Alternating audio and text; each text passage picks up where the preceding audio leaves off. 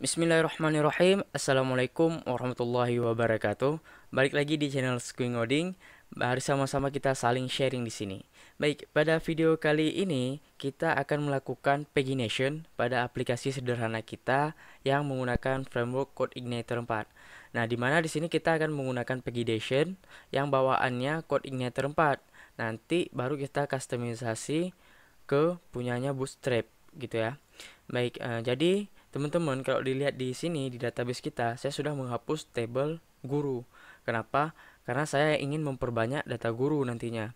Nah, saya bisa membuat dummy data atau teman-teman bisa insert satu persatu, namun itu akan membutuhkan waktu yang sangat banyak ya. Baik, jadi kalau teman-teman membuat data yang lebih banyak, itu data dummy, bisa menggunakan beberapa website mungkin ya. Nah, ini salah satunya kita bisa menggunakan filedb.info. Ya, kita menuju ke website ini, kemudian kita klik di DB generator, kemudian kita bisa buat table baru ya.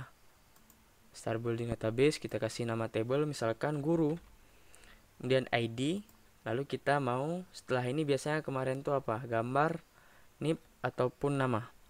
Nah, ini kita bisa isi dengan gambar dulu ya, gambar, kemudian kita isi dengan NIP. Nah, kalau misalkan teman-teman lihat di sini nggak bisa muncul untuk tambah kolom, coba kita tes refresh dulu sekali ya. Tes refresh. Nah, kalau nggak ada, kita buat lagi ya, baru nanti kita save dulu tabelnya. Guru, lalu kita buat gambar, kemudian NIP ya. Kita save dulu tabelnya. Kalau udah berhasil di save, semisal nggak bisa juga ditambah di sini, kita refresh lagi. Nah, baru bisa kita add fieldnya. Kita mau nama kita butuh varchar gitu ya, varchar, lalu oke, apply change. Nah, kalau udah seperti ini teman-teman bisa klik generate data. Nah, kita pilih tabelnya guru, lalu kita isi gambar dengan apa, semisal gambar dengan image ya. Nah, image URL, terus NIP-nya kita bisa kasih random number. Jadi kita mau kasih misalkan kalau NIP kan sekitar 16, entah berapa, saya lupa. Nah, ini contoh aja misalkan sampai 10. Kita bisa isi 5, 6, 7, 8, 9, 10. Terus di random sampai angka 99 ini 10 digit. 8, 9, 10. Oke. Nah, di namanya kita ambil name dan kita acak ya, jenis kelamin laki-laki dan perempuan namanya. Oke. Kalau udah, kita mau datanya berapa baris. Saya mau 50 aja. Nah, ini bisa kita generate data. Setelah prosesnya berhasil, nah dia ditampilkan, kita bisa langsung klik export table guru ya. Nah, kita save misalkan di sini di dokumen. Saya timpa dengan ini, save. Yes. Nah, sebelum teman-teman import ke database kita, saya mau buka dulu ya. Jadi saya mau ganti yang gambarnya karena dia memakai apa di sini? Dia memakai URL ya, yang secara online. Nah, saya mau ganti semuanya menjadi gambar yang ada di aplikasi kita, yaitu gambar apa? Kalau kita cek di folder public di folder image, itu ada namanya default ya. Nah, saya mau ganti jadi default.png di sini. Oke, saya save. Kalau udah baru kita close. Baru kita ke sini, kita import table guru ya. Jadi kita import, choose file, kemudian kita menuju ke dokumen, pilih guru. Terus kita klik go. Nah, kita lihat di sini. Nah, kalau udah berhasil seperti ini, kita lihat datanya di guru ya. Nah, udah ada ya datanya, udah banyak. Nah, ini baru teman-teman bisa menuju ke aplikasi kita ya, calhost gini. Oke, ini saya udah login ya dia. Nah, ini udah data gurunya, udah banyak ya. Nah, sampai 50. Oke. Nah, teman-teman, kalau udah seperti ini, pertama-tama kita bisa menuju ke dokumentasinya CodeIgniter 4 ya. Nah, teman-teman langsung saja browsing di sini, pagination seperti ini. Lalu klik yang paling atas ini. Nah, di sini dia ada memberi penjelasan ke kita ya. ada dikasih penjelasan di sini. Kalau ini contoh kalau digunakan dalam controller ya. Oke, baik.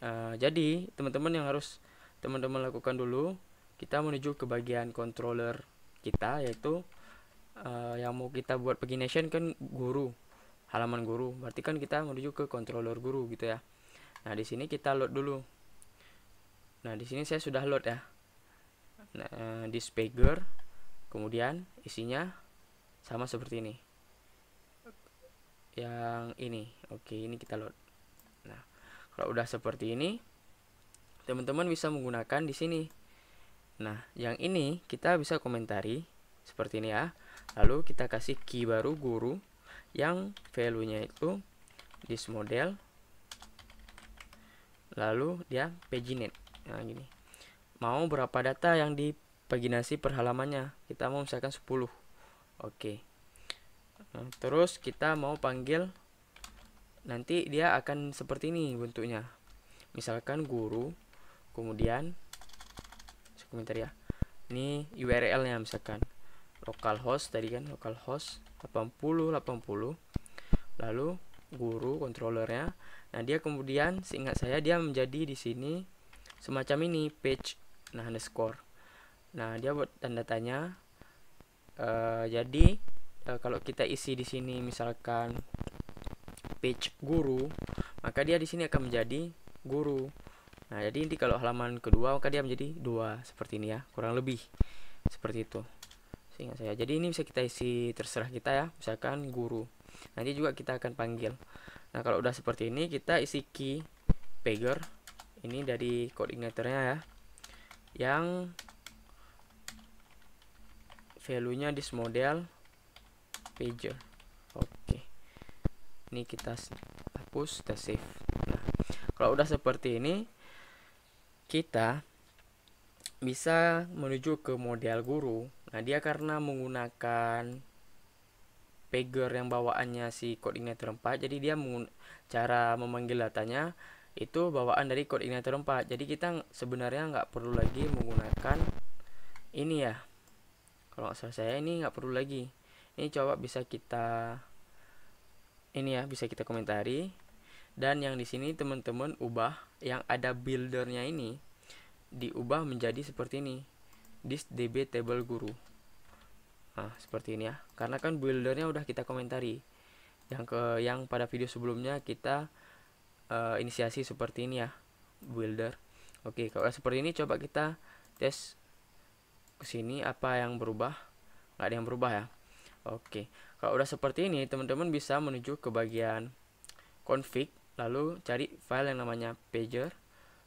Nah, di sini teman-teman harus panggil dulu. Apa yang perlu dipanggil? Misalkan kita kasih inisiasi nama ya untuk paginasi yang mau kita buat. Misalkan kita buat bootstrap ya, di sini bootstrap, terus pagination. Nah, yang memanggil file view gitu kan. View-nya itu di mana? Di app.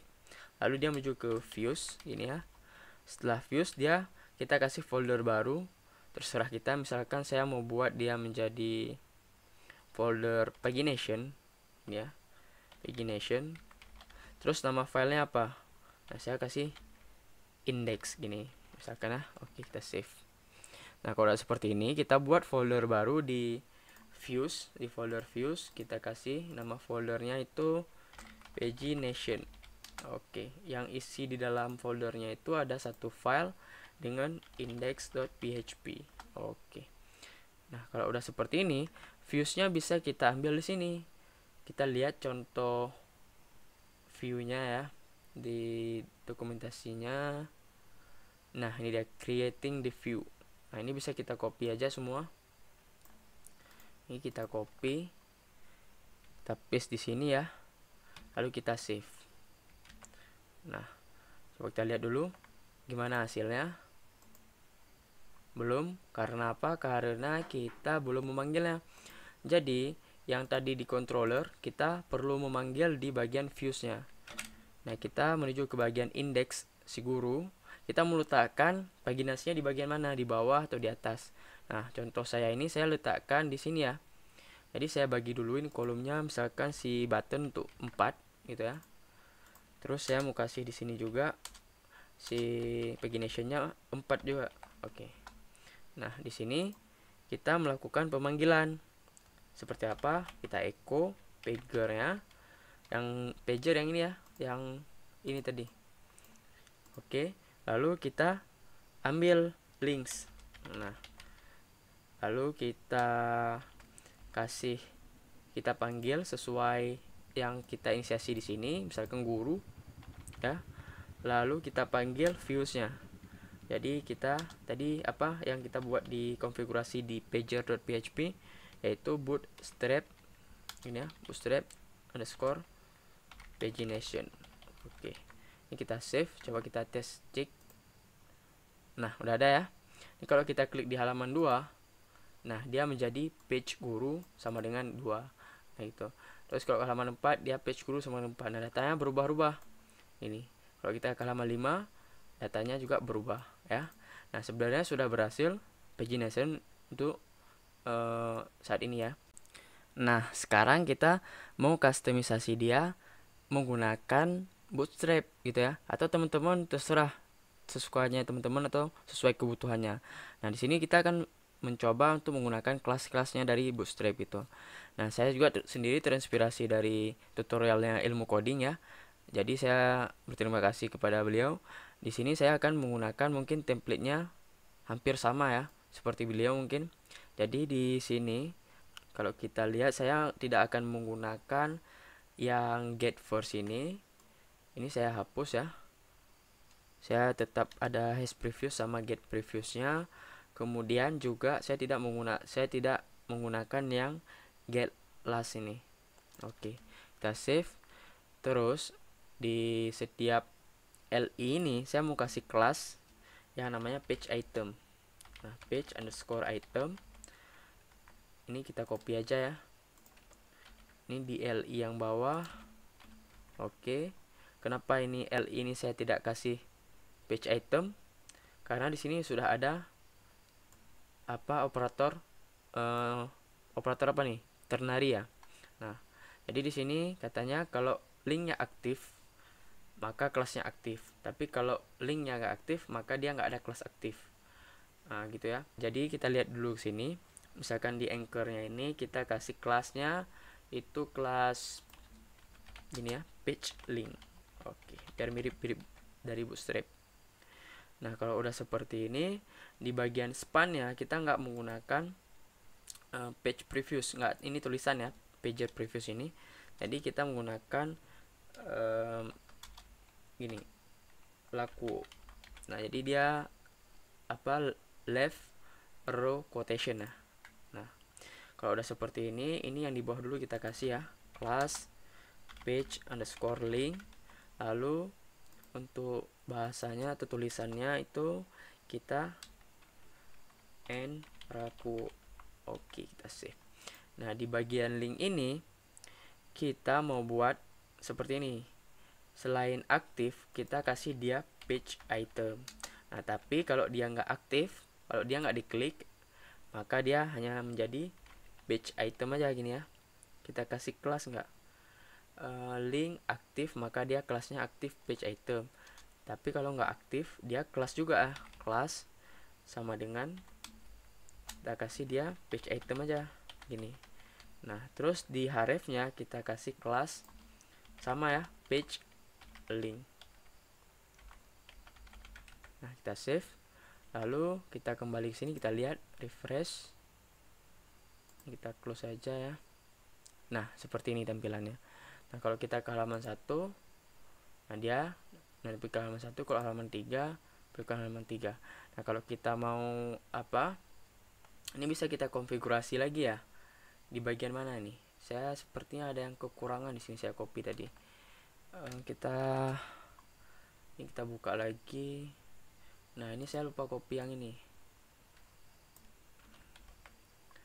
Oke, kita paste di sini. Apa kita lihat nih? Gimana hasilnya kalau kita buat seperti ini? Kita klik di halaman 2. Nah, baru dia ada tombol next-nya. Next-nya itu menuju kemana nih kalau kita lihat? Jauh ya. Next-nya itu kalau dia di 3 dia nggak muncul next ataupun previous. Karena apa? Karena dia kita buat di sini dua. Dua ini artinya ada jarak yang dua, jaraknya dua gitu ya, baru dia muncul seperti itu. Kalau kita buat 0, kita save, kita lihat. Nah, seperti ini dia muncul tombol untuk nextnya. Nah, dia baru kelima, ini keempat, ini ketiga gitu ya. Nah, ini terserah teman-teman kebutuhannya seperti apa. Ini hanya contohnya saja. Kita save aja, kita refresh lagi seperti ini. Oke. Nah, saya ingin menjelaskan sedikit bahwa di sini saya sudah melakukan perubahan ya. Di bagian ini saya menggunakan for each guru as row. Nah, apa yang berubah di sini? Kalau kita lihat, nggak ada yang berubah ya. Kalau kita lihat di model, nah, di sini teman-teman. Jadi kemarin pas saya coba, jadi lebih baik kayaknya kita for each-nya langsung di model aja ya.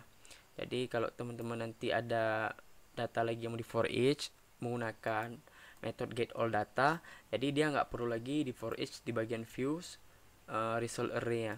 Oke. Kalau udah seperti ini, coba saya tes hapus data sekali. Kalau kita hapus data ini, kita klik hapus. Nah, berhasil.